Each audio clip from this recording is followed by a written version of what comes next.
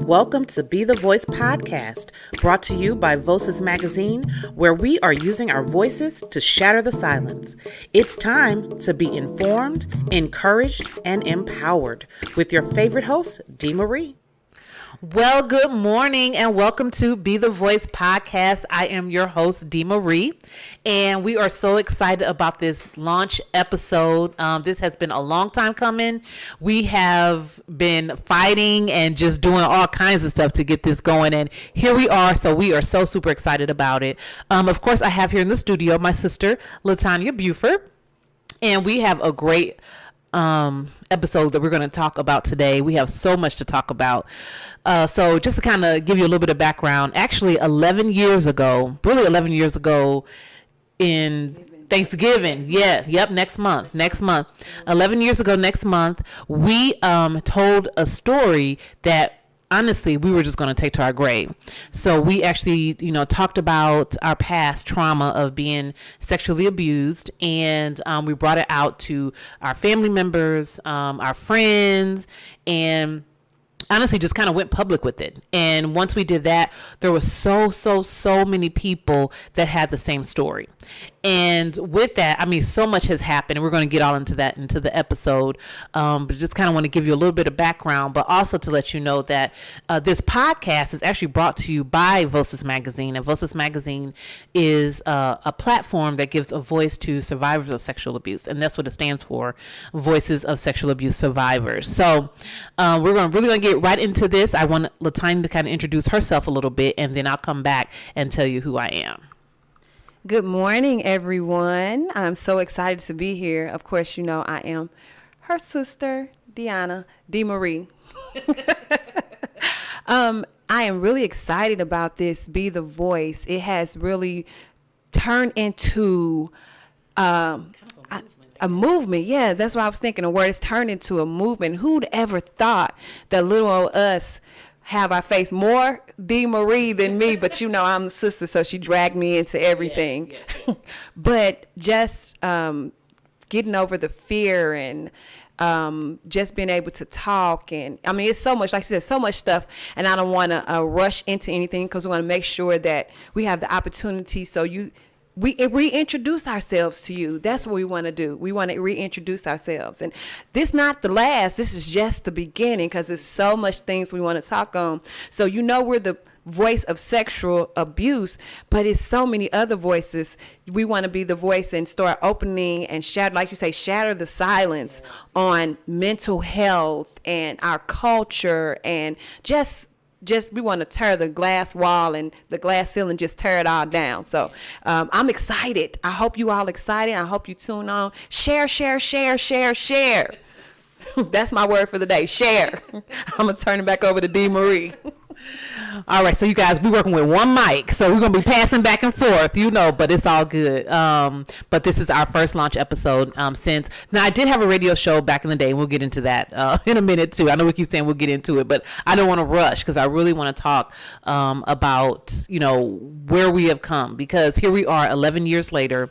What happened from 2012 it was 2011, yes, into 2022. Like, what happened and how did our lives change from the moment that we decided to shatter the silence? As you can see, our logo, shatter the silence, on a story that we kept secret for over 30 years. So how did that moment when we decided that it was time into who we are today, and how, have things changed in our lives? Honestly, drastically. I will say it has changed drastically. So just to kind of back up a little bit. So again, I'm Dee Marie, and I am the host of this podcast, and I also have a magazine, online magazine called Voices Magazine.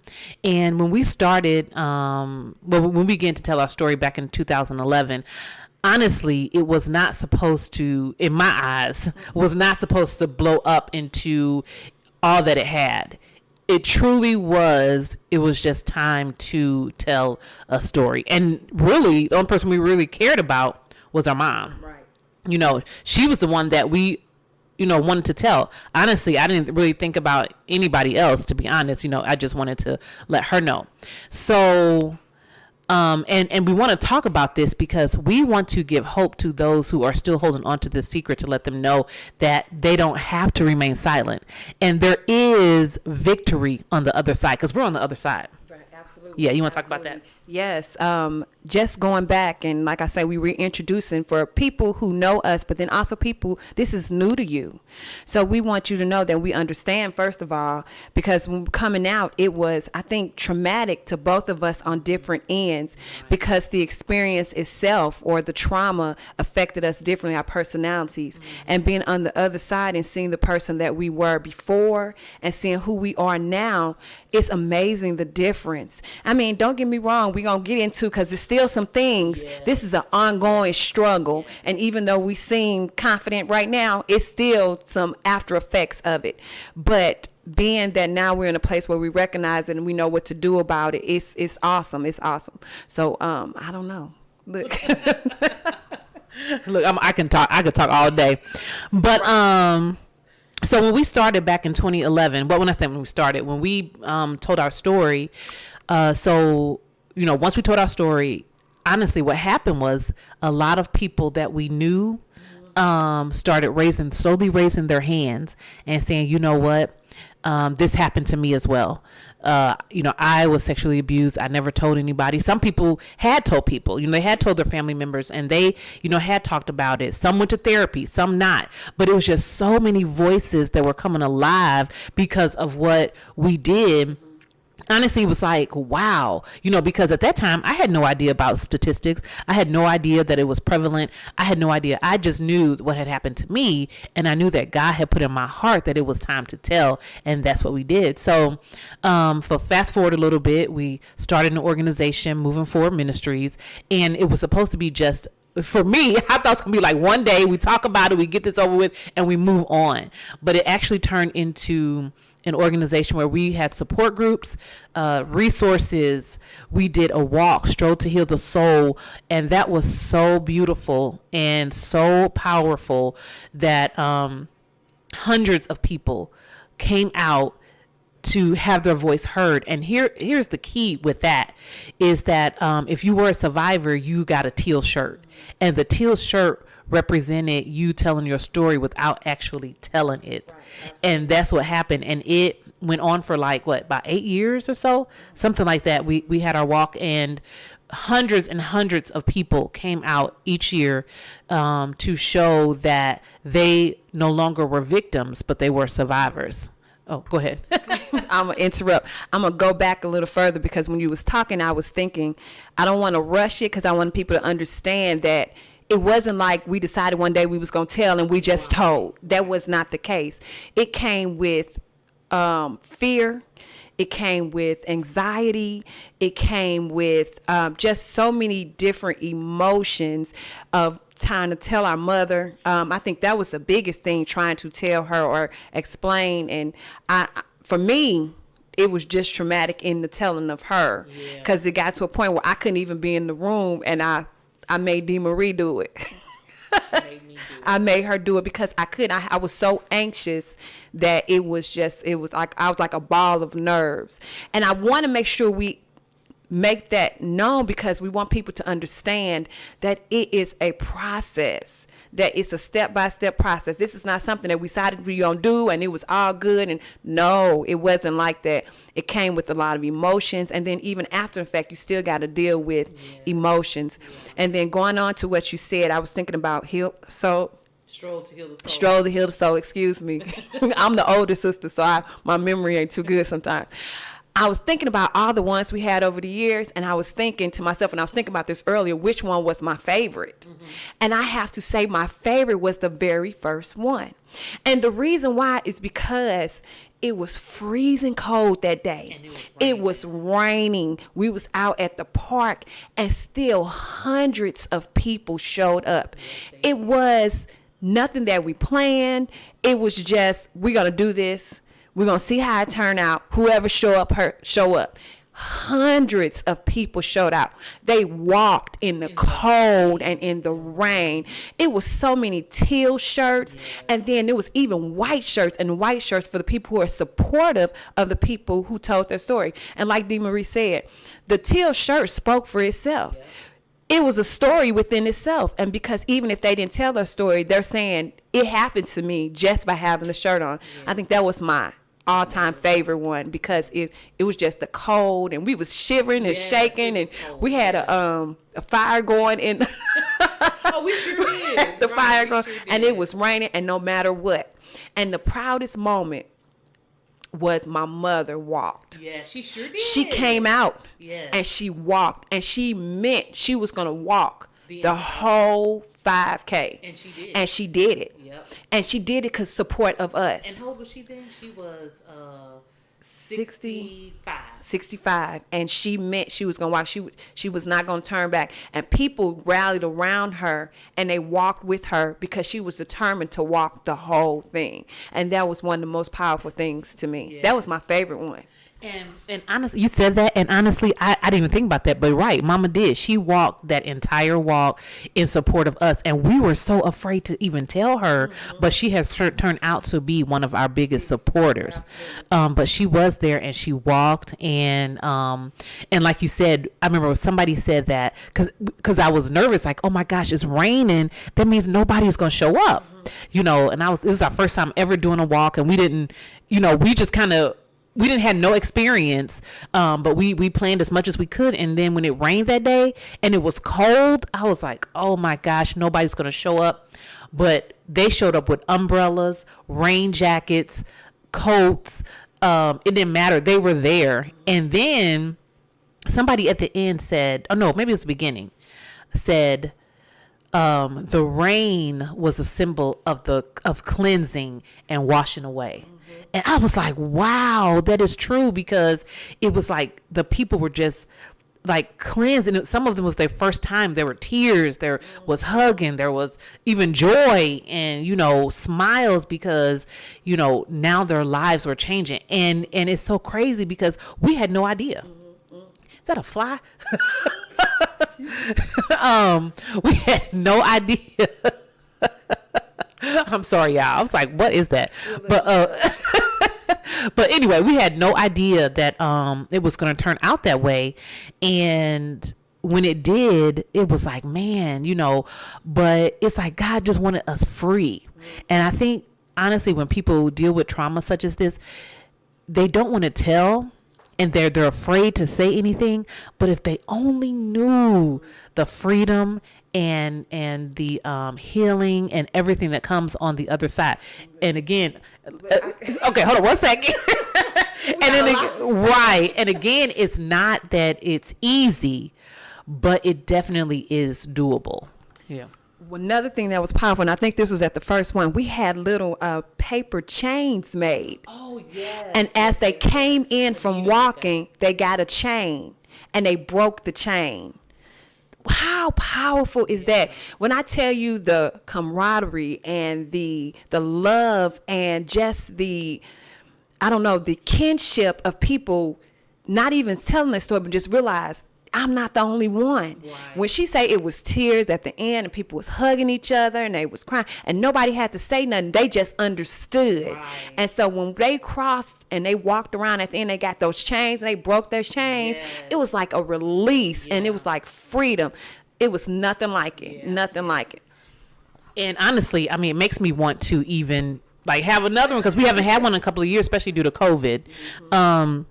But right, it was so powerful, and we kept doing this year after year. And I think honestly, my favorite, that was a good one, was that second one, because the second one we had, the weather was actually beautiful. It turned out sunny, and I remember it because I had that teal wig on, and it was even more people that came out, and just so excited to be able to just tell their truth and not have to hide it or be ashamed or anything. They were just able to speak about what had happened to them, and it was okay because they were surrounded by other people that understood. I don't know if you remember that one. I think that is the one that we had It wasn't Shatter the Silence. It was Breaking the Silence, I think, or something like that. Yeah, something like that, Breaking the Silence. But it was powerful. So we had walks and walks, and so every year, for me personally, I was always nervous before the walk for a couple of reasons. One, you just didn't know who was going to come, and two, you just hope that it really changed their lives. And then also, I mean, even though we were talking and sharing, the fear doesn't go away. Let me just say that every time that I had to get out in front of somebody, because it became public, like we were on TV, the radio, like everywhere you could think, we were there telling this same story. Yep. And it never got to the point where I felt like, okay, let's do it. It was always like, maybe I shouldn't say this, because let me tell you something. And I want people to understand this, especially survivors, because I know you're watching. No, it's not easy. It is doable, but it's not like healing is like a straight line up. That's not what it is. It's zigzag, up and down, crisscross, you name it. That's how it is. But every day, every moment, every year, it gets easier and it gets better. The sting is no longer there. And I always use this analogy of a scar. And I don't think you can see it. Oh, maybe you can. So on my wrist, there is, and for those that are listening, you got to trust that's on the podcast, that there is a scar on my wrist. You can probably see it. It's like a burn mark. So I burned myself on a curling iron years ago. But what happens is when you first do it, it hurts. Yeah, it is going to hurt. But after a while of doing the things that you need to do to take care of it, over time, the scar will still be there, but the sting is gone. And that's kind of what happened with us. So the scar is still there, but it doesn't hurt anymore. I can talk about it. I can hit my arm, and I don't even know it's even there. Don't even realize it's there. But it doesn't hurt anymore. And I can freely talk about it and freely see it and not even really give it too much thought, So now that we are in this place 11 years later, we are free to discuss it. We're free to talk about it. We're free to get on the podcast, and it's okay, than it was before. But during the process, I will say this, it got to a point too where I was done with it. I didn't want to do it anymore. And I say that because it's like, once you get your healing, you want everybody to have it. And you want everybody to be like, oh, you feel better now. But the truth is, that's not everybody's story. Unfortunately, some people, they get comfortable in that trauma. Yeah. They want to stay there.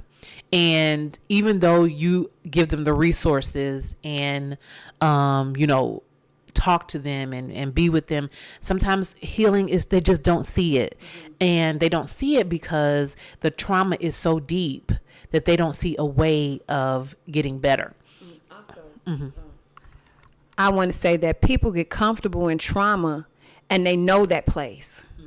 And when they get to that place and they know that place, if I get out of this, I don't know what's awaiting. So since I'm comfortable and I know what to expect here, it's harder to walk outside that comfort zone, that comfort spot. And even though we want good things for people and we want them to get out of it, and like we said, it's a process, they have to want it too. So no matter how hard we put it out there, they get to that comfortable point till they get to a point where they have to get out of it and the box just gets too small. And unfortunately, you see that. Yeah. You see people get comfortable in chaos or comfortable in toxicity. Yeah. They just want to stay because they know that space. And if it's people out there, we understand. But the reason why we tell our stories because we want you to experience all the possibilities that comes when you get out of that spot. You don't know what real happiness is until you release it. Yeah. And the problem is when you release it, that means you have to release and experience all the feelings that come with it. Yeah. Because healing doesn't mean, oh, I'm good. You have to experience the pain, the hurt, the grief. Mm-hmm. You have to experience the anger.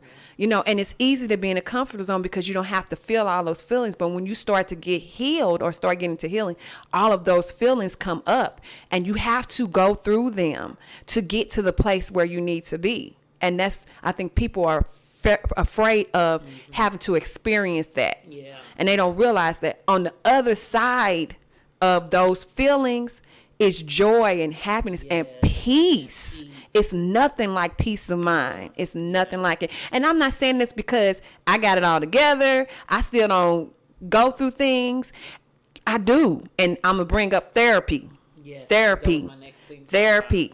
I did it, and I'm getting ready to go back into it because there's still some things I need to work on, and I know that. And we need to come out of the point where we think therapy means we're crazy. No. Therapy means I know what I need to work on, and I'm willing to do the work. Yeah. That's it. And sometimes you need an outside source to help you. So don't be afraid. Therapy. Look, that's it. Get a counselor. It's okay. It's okay. I'm doing it. Right. Get one.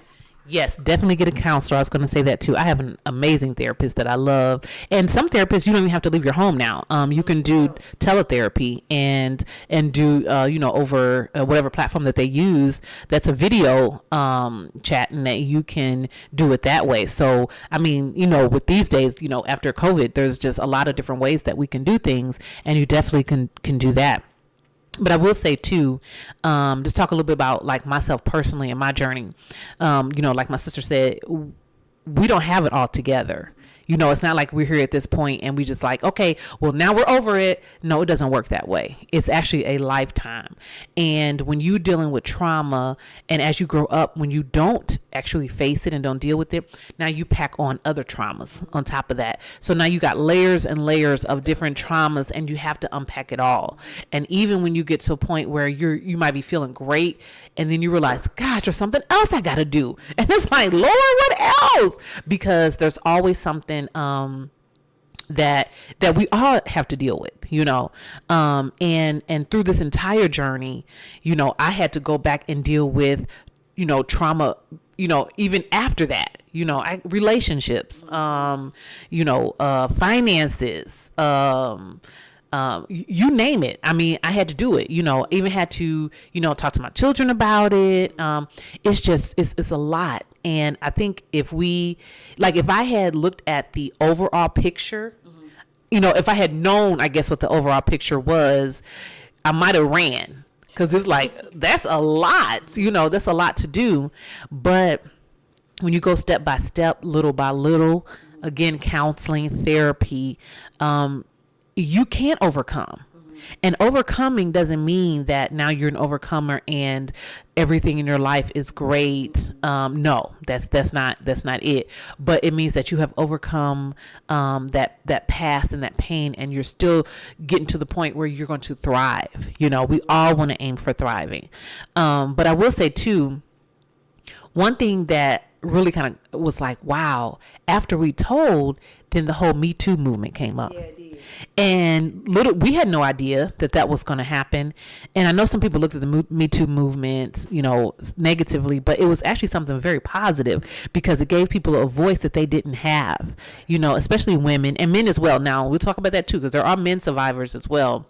And while we're talking about that, let me go ahead and give you guys some statistics. So 1 out of every 3 girls, 1 out of every 5 boys will be sexually abused before they reach the age of 18. And honestly, that's only the ones that tell. So we truly don't know the true statistics. So it is very important to get educated, to find out about how to address it. If you think someone is being sexually abused, find out, prevention, find out how can we prevent this.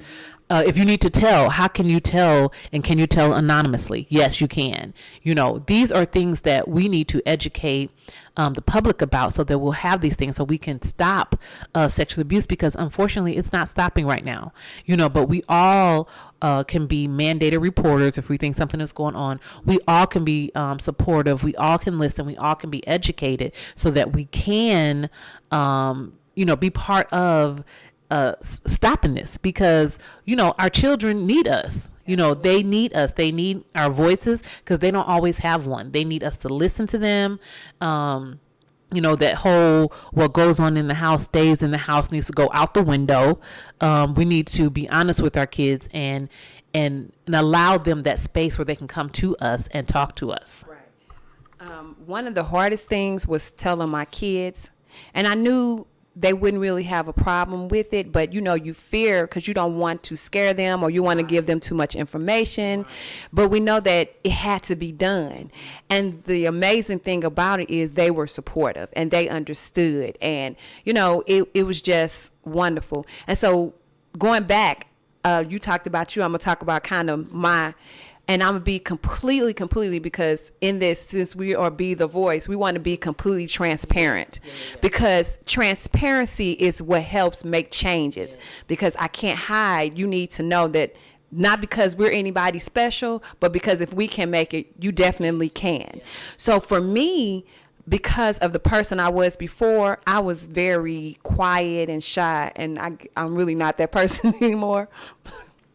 The moment, and I'll never forget, there's a minister at my church. I love her dearly. And she told me, when I told her after we came out and I told her what happened, and she told me, she said, when you told me, she said, I automatically saw a change in you. She said it was like a burden was lifted off of your shoulders just by opening up. And truly it was. I had told a few people, but being able to just be free. And then, like I say, my sisters always dragging me along. We was dragged along news shows and radio shows. So I didn't have a choice but to be free. How about that? But in doing all of that, the sting, like you said, the sting of telling the story is no big deal. Now, in my transparency moment, I have to say I still have issues. I have trust issues. I have self-esteem issues. And that's just me being completely transparent, because you hold on to the secret for so long and it spills over into everything. So I have relationship issues. I have issues with being in relationships, and that's just me being transparent, because that helps, and like you said, it's a step-by-step process. And so don't think because we say we free, we are, but you still have things that you have to work through. And there's nothing wrong with that. The thing is, do the work. That's what it is. Do the work. It's going to be hard. You're going to cry. You're going to holler. You probably want to scream. You probably want to run and close the door. You want to quit and give up. But walk it out and do the work. It's plenty of days where I cry. And I'm upset and I'm like, oh my goodness, this is going on. Or I have relationship issues. I'm like, oh my God, what's going on now? But the thing is to walk and just do the work. Some people gonna understand. Some people not gonna understand. You might lose people. You're gonna lose people. But it's all a process, because the thing is you have to learn how to love you first. You got to. And if the people that you with can't be support and you lose them, then, it is what it is. Everybody can't go on your journey with you. But it's about you getting to a place where I'm okay. I ain't perfect, but I'm okay. Yes. And I can go on day to day, and I can be successful, and not just career wise, but in relationships, in relationships with my children, in friendships, in all of that. How great it is to I have no drama in my life right now, like none. And that to me is great. Not that I really had a whole lot of drama anyway, but my life is peaceful and it's drama free. And I'm okay with that. I love it. And if anyone tries to come into my space and disturbs my peace, I can't. I can't deal with it, because I want to continue on this journey of freedom. It's sometimes you can revert back, or can you imagine getting back in a situation where now you don't have that freedom like you did before? Like Minister Mona Lisa Hayes, she's watching. Hey, Minister Mona, she said to me, you don't even know you're bound until you're free. Absolutely. And I had no idea that I was in bondage. I didn't know. I thought I was good. But when she said that, I was like, she is so right. You don't know that. But once, and I'm so grateful to God for, making me, because really you say I make you, he made me, tell the story. And I often think about, what if I hadn't done that? I do. I think about that. What if I said, I'm not doing that? So, and that's another thing. When you walk in purpose and do what God has called you to do, it's not only for you, but it is for other people. What if I had said, I'm not telling that story and I'm going to continue to keep that to my grave? Do you know that once that my time on this earth was up, that I would have been held accountable for that? And can you imagine that being shown on the screen? Like, this is what, if you would have told the truth in your story, these are all the people that would have been affected and if I had not done that. Real quick, look, I guess I have more to say than I thought. My favorite story to tell is because I teach a small group Bible study, and right now our lesson this month is on purpose. I'm so excited about it. We're talking about purposes. What am I on earth for? But whenever I talk to my class, and one of the stories I always tell is, you never know who you was meant for. And the thing is, when you said the story of how you had said you wanted to quit, and God immediately showed you a whole sea of women. And I tell that story all the time because the point is, everything that we do affects somebody else. So if she had decided that we was just going to tell our story and leave it at that, a whole bunch of people could not have been free. So what we do and your purpose that you do affects other people. It's not just about you. And in most cases, what you go through is never about you. It's always about you bringing the next person forward. And when we begin to realize that, then we'll be able to be stronger. You know, we know that it's not about us. She adjusting and moving stuff around. Okay, I'm sorry about that. I'm done now. But you're right. And I forgot about that story too. But I was at one point, I was like, I'm done with this, you know, and this is even before COVID. I was just like, I don't want to keep telling this story. And literally God was like, show me, it was like a sea of women. And he said, and they looked at me and it was like, they were like, what about us? And I was like, wow. Okay, I have to keep going. Like, quitting is not an option. And so we kept going, you know, and even through the times where you're like, if I tell this story one more time, and I know people got sick of me, like, you know, and you think about that too. People sick of hearing this story. I'm telling the same story. And those that might have gotten healed, who have moved on, you know, and they're not talking about their story anymore. I still have to tell mine because you know why? This is my assignment. So, but it's like, okay, what's next? Like, it's got to be something else because God, I'm tired of telling this to people. But it's so many people that need to hear it, and not only just our story, but just to see us overcoming and becoming the people that God has created us to be. Because I'm gonna tell you something. I want everything God wants for me. I want it all. And I am determined to have everything that he wants for me because it's for me. A lot of times I think, and I was telling my friend Andre this, you know, we deal with imposter syndrome where, you know, God created you for something, but then here you go talking yourself right out of it. Self, girl, you can't do that. You don't have the skills for that. You can't do that. You didn't finish school with that. You know, and then you're like, okay, self, you're right, girl. I can't do that. So let me go on and just settle. I don't want to settle. I want to be free, and I want to have everything God wanted me to have. So here I am in 2022, 11 years later, after telling a secret that I was going to take to my grave. But now, do I still have things that I need to work on? Absolutely. Absolutely. But I am in a place that I didn't think that I could even be in. No, and I didn't think about it. You know, when I look back, I can even look at myself and like, gosh, you know, I was in a place, in a dark place. I don't know, dark place, just not where I am now. I was just in bondage. I guess that's what it is. I was in bondage and didn't even know it. So just to see where God has brought both of us from is just amazing. I am not the same person that I was 11 years ago. Absolutely not. More confident. I know who I am. I value myself more. Realize that there is more more in life that is for me. And I plan on going after it. You know, I still deal with fear a little bit, you know, with different things. Just not the same person. I'm definitely not the same person. I was always the quiet, passive one who didn't mind staying in the background. Mm-hmm. But it's so many areas of my life God has pushed me to the front, and I just never had a desire to do that. But when you are free and you walk into that freedom, God opens doors that you didn't even realize that was for you. Mm-hmm. It's for you. And then another thing I want to say is we always talk about having an abundant life, and we think we have to wait to heaven. We go to heaven to get there. No. God wants us to have abundant life here and now.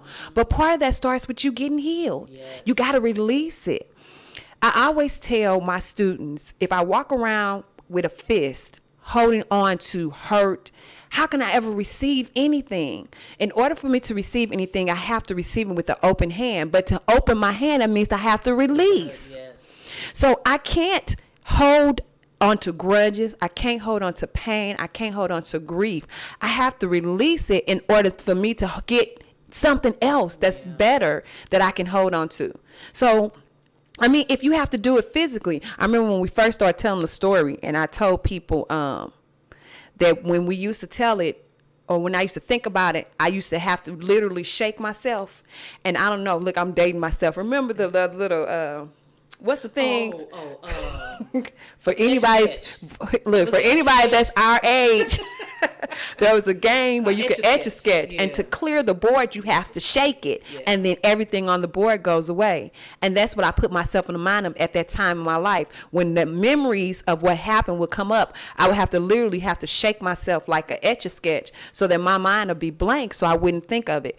And now it's okay. Yeah. Even when it comes up, it's like, okay, it's no sting to it. And the reason why is because we told the story, because we kept telling the story. And because even when it was uncomfortable, we kept telling the story. I had a friend, and I tell this one all the time, look, I'm always telling somebody, who used to ask me uncomfortable questions. When I told her, she asked me question after question after question. And it got to a point where it was just, I couldn't tell her anymore because it was uncomfortable. But then sometimes I have to force myself to answer the questions so that I can be okay answering the questions. So that's what you have to do. You have to keep on answering the questions or telling the story or telling somebody. And even when they sick of it, it ain't about them. It's about you, because once you tell the story, I'm free from the story. Yeah. You know, and in order to be free, that means we have to have a voice. Yep. You have to shatter the silence that's over you. You know, and that's what this is. That's the purpose of it, to shatter all of that. And the only way to get out that box is to shatter it. You got to knock it down. Yeah. Get a baseball bat, do something, knock it down. And one thing that I used to say too is that when you hold on to secrets such as this, it's almost like the enemy hunts you with that secret, because it's like, because you'll think about it, and then, you know, your stomach be messed up. But once you release it, he can no longer hunt you with it. He can't tease you like, you know, you didn't tell, you know, you're not this, you're not that. He can't hunt you with it anymore. So just the freedom of actually having that, and you've told it. Now what? You know, I'm still the same Dee Marie. You know, I'm just now getting to a better place. And also, though, here's something too. People sometimes will not support your healing. And that is because they rather have the broken version of you than the healed version. Because some people can't handle you being healed, because now you are more confident. And now, you know, they can't handle that. But guess what? You got to keep going, you know. You know, we shouldn't worry about that. I know sometimes we do kind of worry how people see us, or, you know, but just keep moving. Right. It hurts to lose people. Yeah, it hurts to lose people, but it's going to happen, you know, and it's okay. It's okay. And you just keep moving. And some people don't want to hear your story, and that's okay too. Because I can tell by the faces when I even speak it, and they might look at me like, oh, here she go again, or they're uncomfortable. But the truth is, this is my truth, and I have every right to tell my story, and, you know, to get it out there. So, you know, just don't be afraid. I mean, I know it is fearful because we've been there and we understand, but look at us now. We have come. We look good, okay? And y'all get into my micro locks. You know what I'm saying?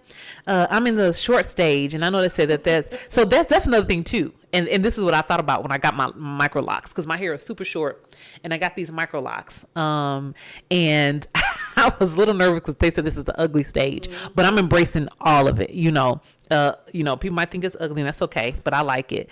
But it's a journey. I said that when I first got my locks. Oh yeah, you're just right, because she got her locks way before me, and you see how long hers is, and hers was super short when you got yours.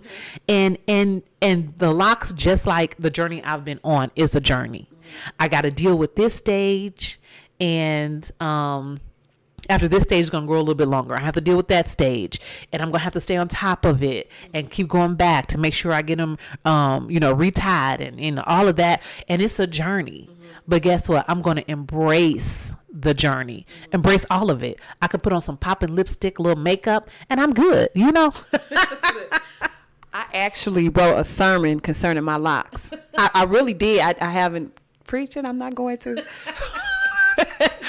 But no, I won't.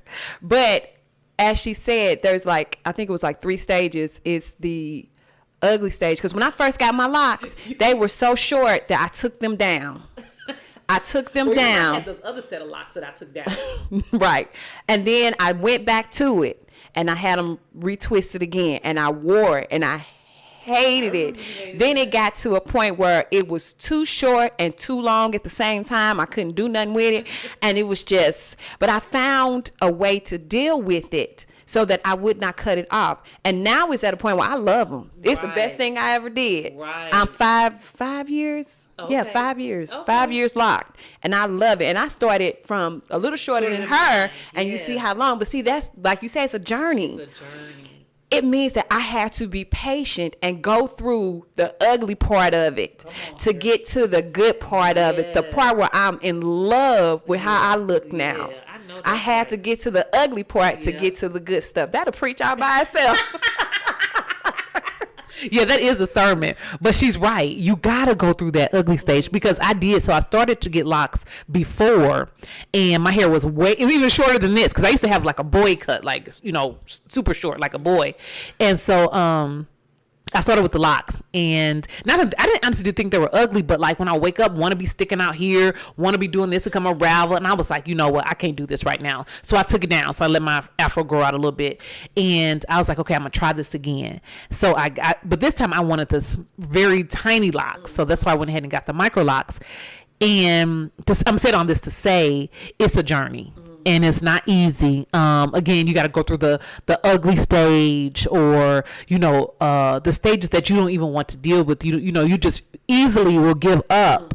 But if you just stick with it, then you get these. You get the beauty on the other side, and they're long, and you love it, and you like, I'm so glad I stuck with it. Which is the same with healing. Just stick with it, and you're gonna think back and say, I am so glad I stuck with this, because look where I am now. My life is totally different. You don't want to continue to be angry. You don't want to continue to not trust people and always think somebody is doing something to you, always, fearful of this and fearful of that. No one wants to live like that. You want to thrive, and you want to live this abundantly. Yes, I want that abundant life.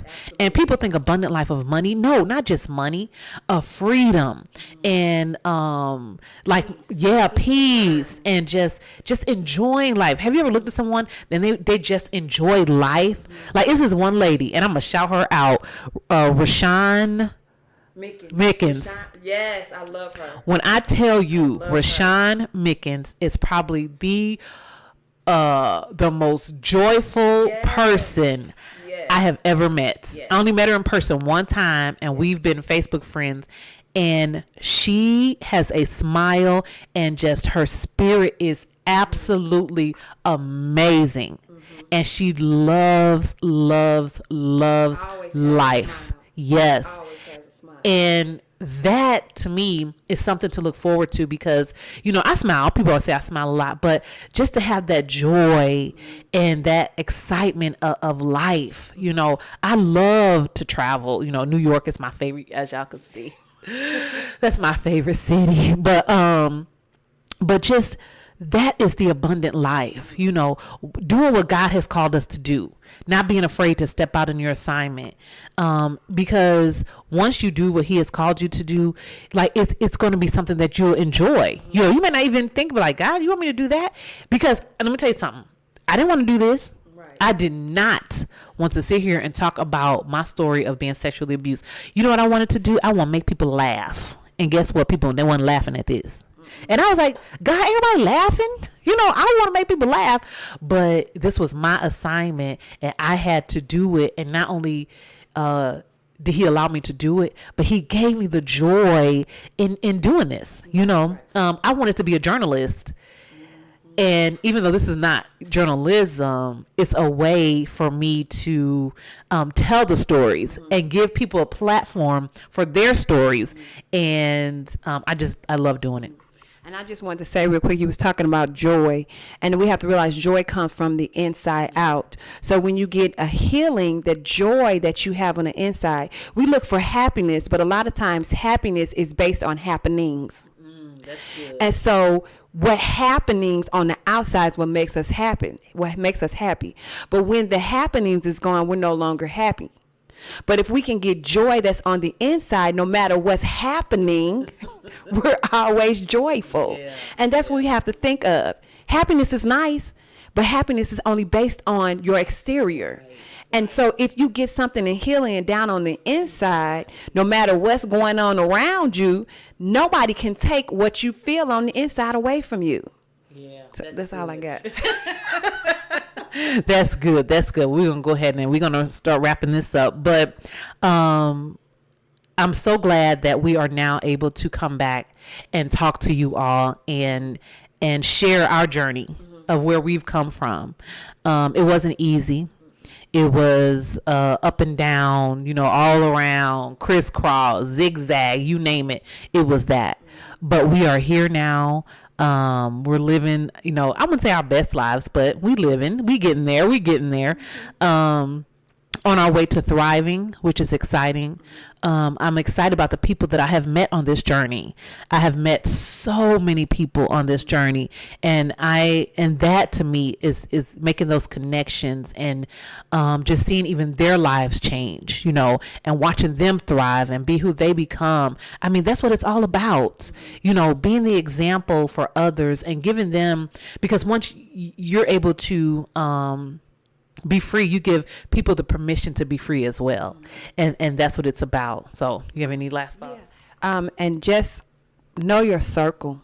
Yeah. It's something about having people that support you and love you and push you. And I want to say that in this journey, we have had good people who supported us and who went through, but some people just didn't go through and didn't quite understand, but they was there. So, get you a squad. Hey, squad, my squad know who they are. I love y'all. But, get you a circle of people who going to push you to be better and not try to hold you back in their comfortable place. And so I can say, honestly, 11 years later, wow, who would have thought? When she first came and said, it's been 11 years, I was like, oh my God, it really has. But it flew by. And then the changes in our lives, the changes in our attitudes, the changes in our personalities, it's just remarkable. And so like she said, it's not all gravy. It's not all perfect. It's not all sunshine. But it's better than it's been. People ask me, I'm 49. My 40s have been the best time of my life. Out of my whole life, my 40s have been my best. And I'm getting ready to be 50. Lies she tell, I am not. But I'm looking forward to it, and I'm not scared. I'm comfortable and I'm excited because that just means bigger, better, and brighter things are coming. So, I'm not going to talk, I guess we're starting to wrap it up. But, just look forward to healing and what's on the other side and just life. I think we find in position our kids are getting grown, and they are grown. Well, I still got one more. But, and just being able to really enjoy and be free and really have no chains holding us down, and then just constantly just working towards being better. That's what I'm excited about. Yeah, just working towards being better. Yeah, and 50. Whew, I keep saying it. Ooh, 50. Yeah, I'm excited to, looking forward to even more things and more, a lot better things. I'm looking forward to that as well. So, but yeah, 11 years later, here we are.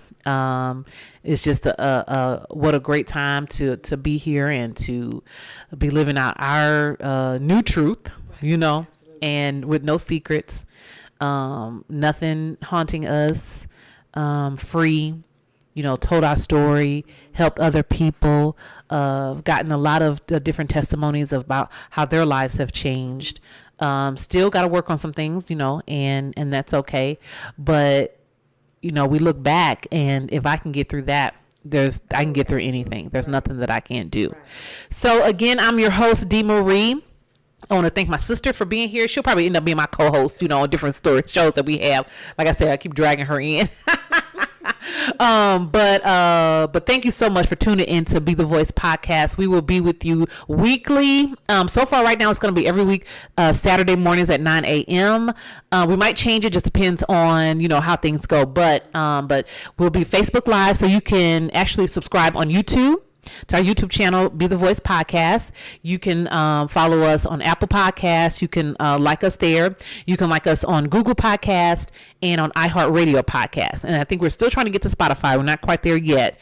But follow us on Facebook at Be the Voice Podcast and also Instagram. So, Yes. So if you all have any questions, or if you need information about counseling or resources, you can email us at info@vocesmagazine.com, and that's info@voces, VOSAS magazine.com.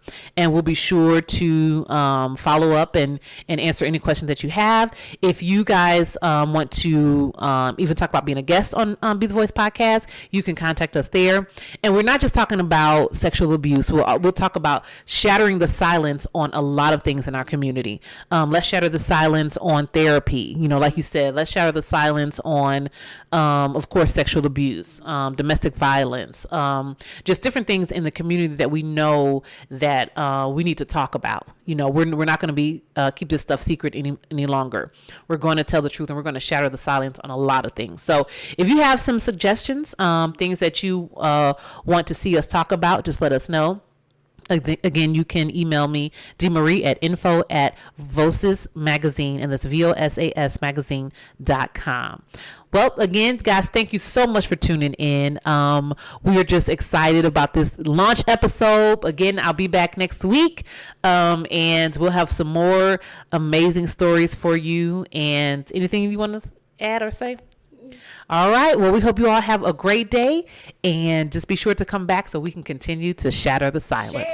Share. Yes, like and share. All right, you guys, enjoy the rest of your day. Bye. Bye.